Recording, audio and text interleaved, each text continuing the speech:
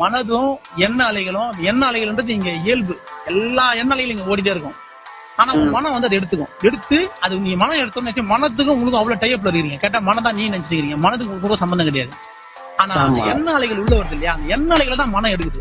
ஆனா அந்த எண்ண அலைகளுக்கு உனக்கு எந்த விதமான இதுவும் கிடையாது. மனம் வந்து உன்னோட தான் இருக்கு டைப்ல. ஆனா அந்த எண்ண அலைகளுக்கு உங்களுக்கு சம்பந்தம் கிடையாது. அது எடுத்த உடனே நான் நினைக்கிறேன், மனம் எடுத்த உடனே மனம் நீ நினைச்சதுனால அந்த எண்ண அலைகளை நீ நினைச்சுக்கிறீங்க. ஆனா மனதுக்கும் எண்ண அலைகளுக்கும் வேற்றுமை இருக்குது.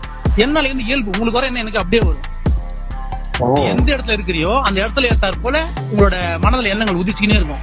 காரணம் அந்த எண்ண அலைகளை ரிசீவ் பண்ற அளவுக்கு மனதுக்கு தகுதி இருக்கு. அதனால மனம் வந்து அதை அழகா எடுத்து இது பண்ணும். நீங்க அதை நல்ல அறிவு வந்து என்ன பண்ணலாம், நல்ல எண்ணங்களை மட்டும் எடுத்துக்கலாம். எவ்வளவு தீய எண்ணங்கள் வந்தாலும் அதை அப்படியே கடந்து கம்முட விட்டுட்டீங்கன்னா அது பாட்டு வந்த வெளியே போயின்னு இருக்கு, திருப்பி இன்னொரு எண்ணங்கள் வரும்.